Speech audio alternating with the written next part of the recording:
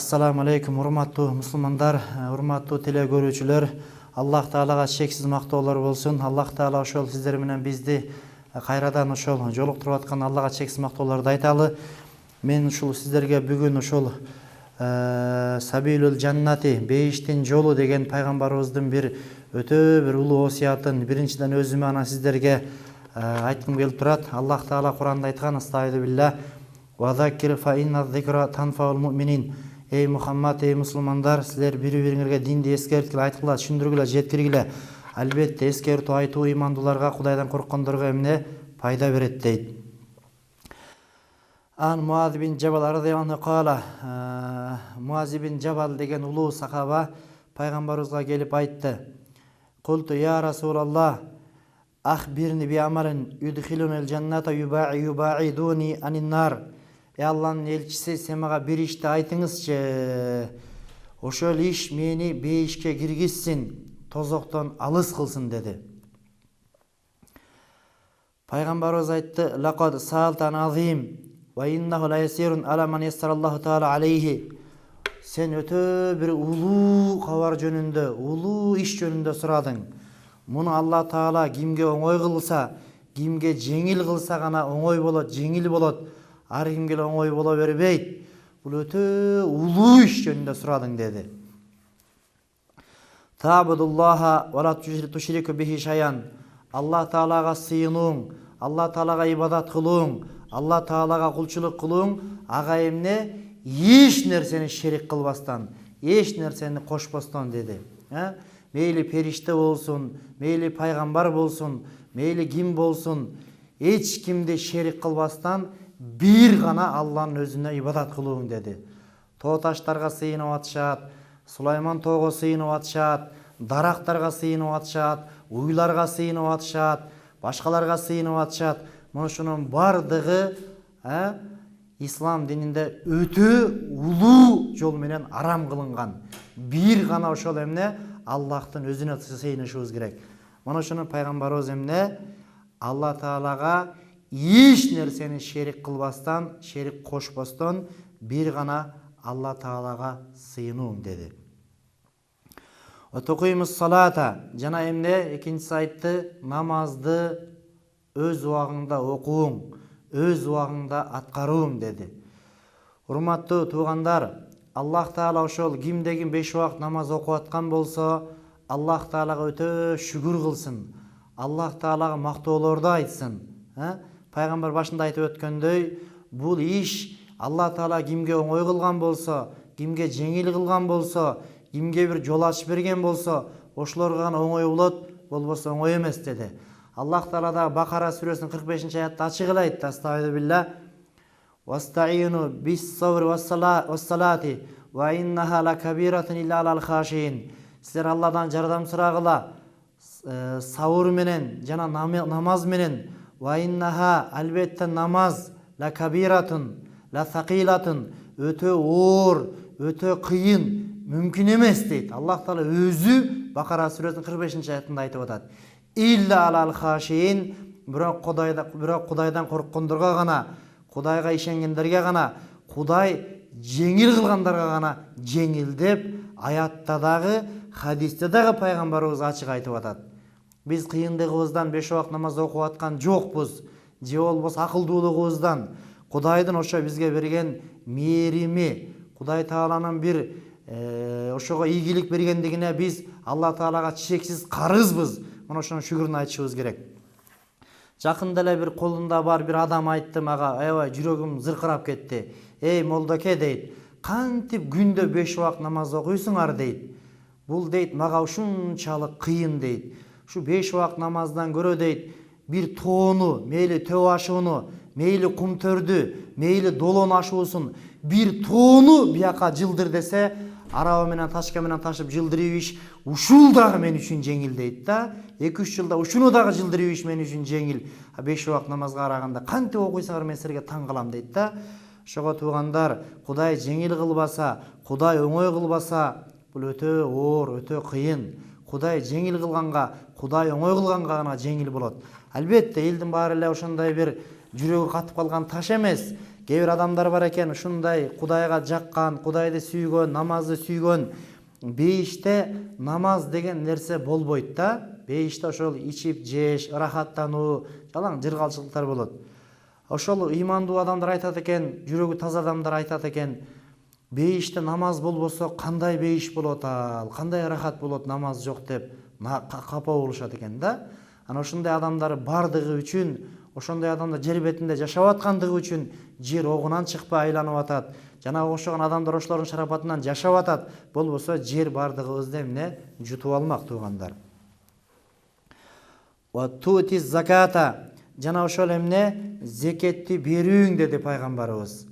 Урматтуу туугандар, ошол кимге Кудай байлык берген болсо, ошол 2,5%, эгерде 100 000 долларың болсо, ошончолук оборотуң болсо, 2,5 миң доллар зекет бериш керек.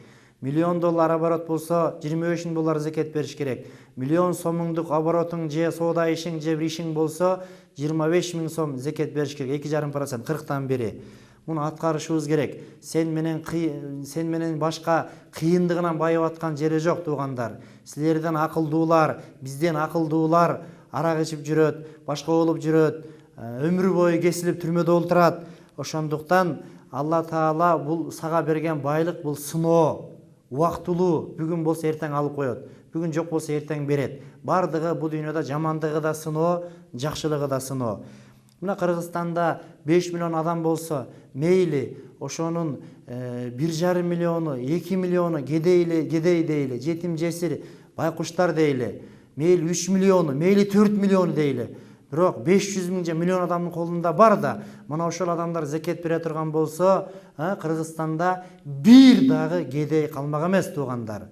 Дүйнөдөгү байлар зекет бере турган болсо, жер бетинде бир дагы кедей калмак эмес. Кудай Таала таразалап ошол бай кедей кылып, бул Кудайдын мыйзамы, Кудай Тааланын закону.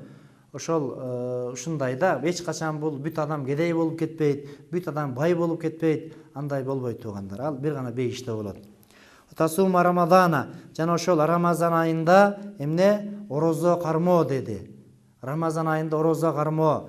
Мына ошол 2015, 2016, 2017, мына ушул жылдарда гана Рамазан айы жай мезгилдерине келет туугандар. Ушуну сабыр кылып иншалла кармашыбыз керек. Ушул 3 жылдан кийин жаз мезгилине, кийин күз мезгилине, кыш мезгилдерине ооп кетет. Кайра кайтып келгенге чейин 36 жыл убакыт өтөт. Ага чейин ким бар, ким жок, аны бир гана Кудай билет. Орозону жаман көрбөй, орозодон качпай, мына ушул орозону кармаганга дагы эмне аракет кылышыбыз керек, ниет кылышыбыз керек.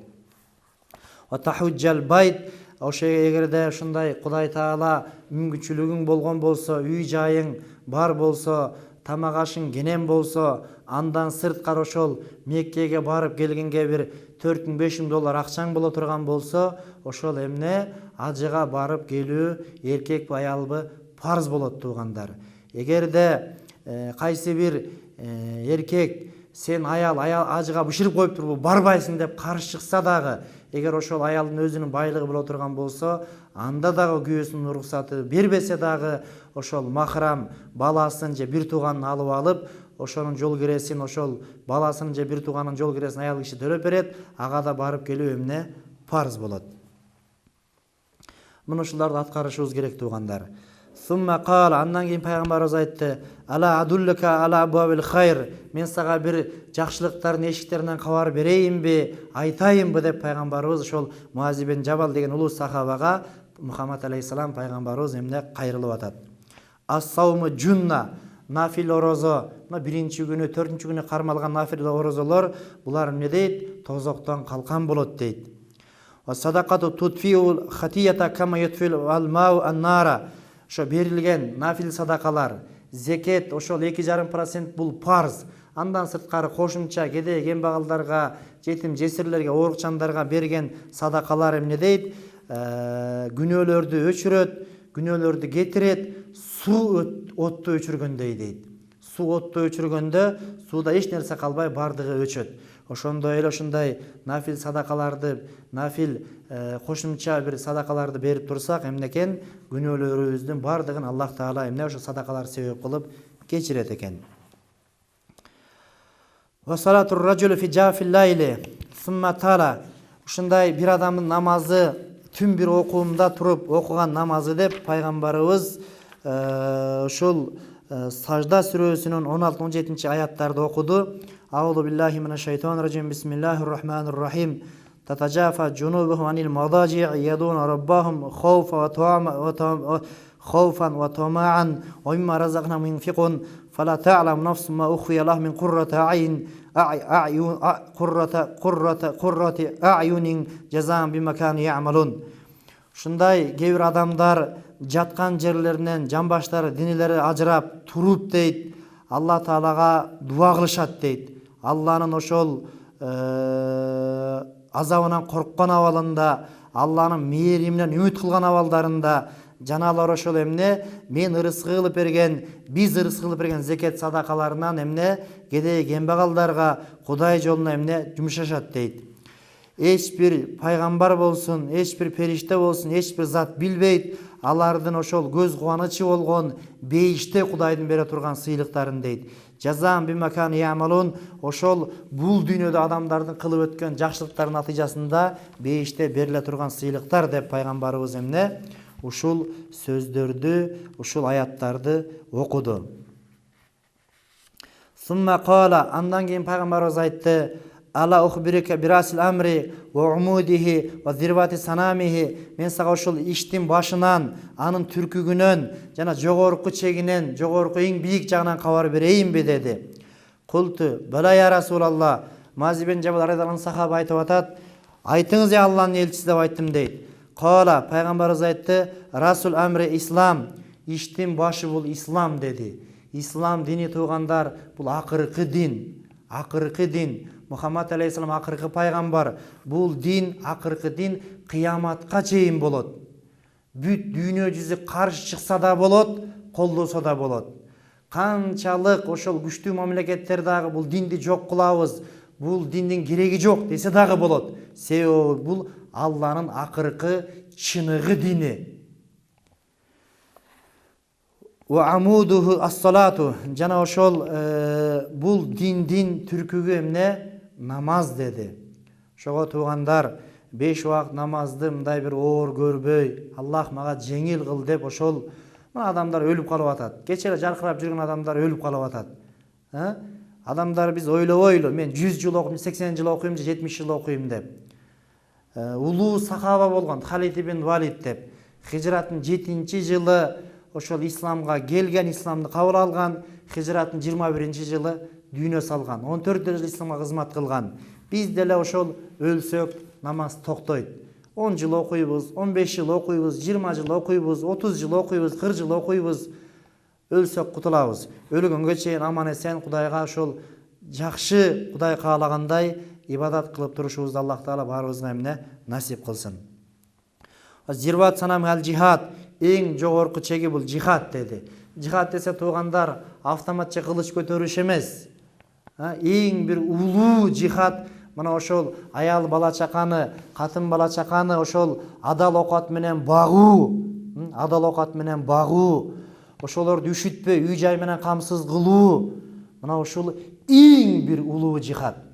Ал кичинекей жихад бул Кыргызстанга бирөө кол сала турган болсо мекенди коргоо, бул дагы парз болот, бул дагы жихад болот. Туугандар, өлүп калыш оңой эле. Өлүп калыш ал 2 сааттык же 1 саат 5 мүнөттүк иш. Автоматтын огутуйса адам өлөт. Өлүп калыш бул оңой эле. Бирок ошол аял бала чаканы адал окат менен багуу, күндө 5 убакыт намаз окуу, 30 күн орозо кармоо, жетим жесирлерге барып даават айтуу, башка кылуу, мына ушул эң бир улуу жихад. Муну туура түшүнүшүбүз керек туугандар. Мына ошол врачтар адал иштеп, күндүр-түндүр ооруларга кызмат кылса, мына ушул дагы эң бир улуу жихад. Молдакелерибиз элди иманга чакырып, кедейлерге барып, бечараларга барып, кызмат кылса, бул дагы эң бир улуу жихад. Чоңдорубуз жебей, элди сатпай, жерди сатпай, алтынды сатпай, башканы сатпай, таза иштесе, мына ушул дагы эң бир улуу жихад. Жихад делесе автоматча кылыч көтөрүш эмес туугандар. окумуштуулар ошол жакшы бир илим технологияларды ойлоп чыгарып, эл жерге бир жардам берсе, мына ушул да улуу жихад туугандар. Сумма кала, андан кийин пайгамбарыбыз айтты: "Ала ухбирука би малаки залика куллихи", сага кабар берейинби, сага айтайынбы, ушулардын бардыгына кантип жетүүнүн жолун айтайынбы деди.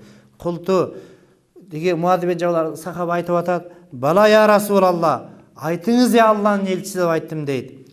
Фахада билисанихи, пайгамбарыбызга тилин кармап, ва кала, жана айтты: "Куффа алайка хаза", мына ушул сага жетиштүү болот деп айтты пайгамбарыбыз.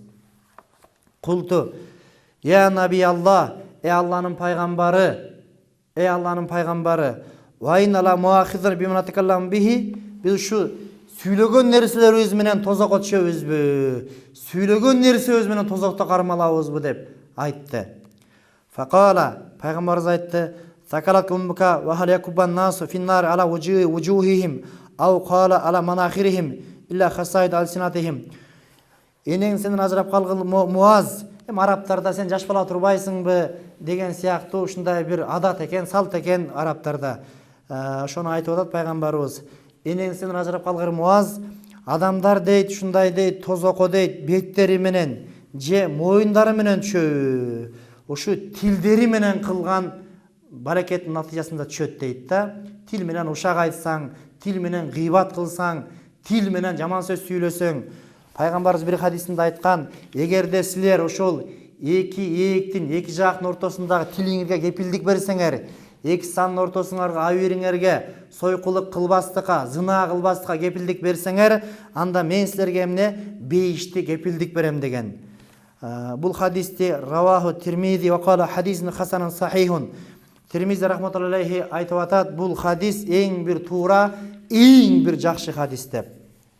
Ошого урматтуу туугандар, урматтуу мусулмандар, бул жакшы сөздөрдү сүйлөшүбүз керек экен. Мына Исра сүрөсүндө да Аллах Таала айтыптыр, мен жакында эле ошол ал китепти көп жолу окугам.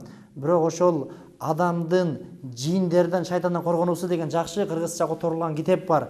Мына ошондо мен кайра-кайра окуп, жин сүрөсүнө даярданып атып, ошол китепти кайра-кайра окудум.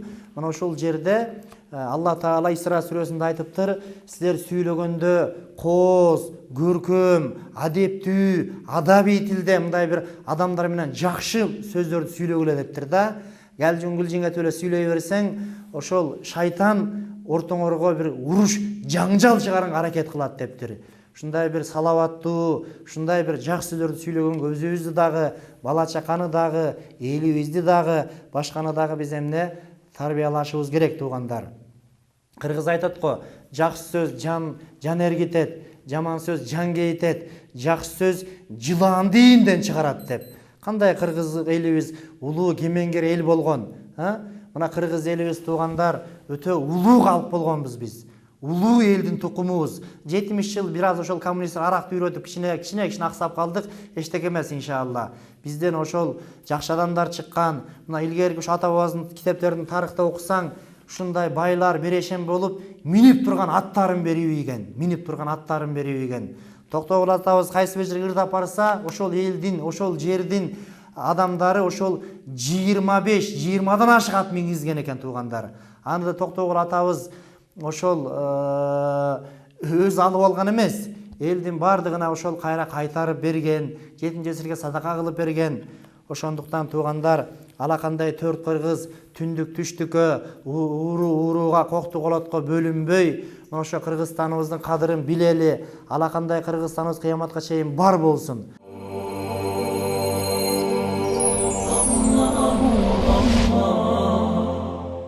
Мына ошол жакында биздин кээ бир молдакелерибиз Малайзияга барып келди. Алар айтты, ушундай Кудай Таалам Малайзияга дүйнөнү да төгүп койпур дейт, динди да төгүп койпур дейт. Мына биздин да ошол Кыргызстаныбызга Кудай Таала динди да берсин, дүйнөнү да берсин. Биздин миллионго жакын бир туугандарыбыз ошол ырызык издеп көрүнгөн жака тентибей кайтып келип, Кыргызстаныбыз өнгөн, өскөн, улуу, күчтүү мамлекеттерден болсун. Аллах Таала бардыгыбыз ар кандай айыкпас оорулардан, рак оорулардан, опухоль деген бир аты жаман оорулардан, өзү жаман оорулардан өзүбүз сактасын, уруктукумубуз сактасын, уруктукумуздан өзүбүздөн да бирөөнү да Кудай Таалам капыр кылбасын. Эки дүйнө Кудай Таалам жакшылыгын берсин. Ассаламу алейкум рахматуллахи ورحمة الله وبركاته.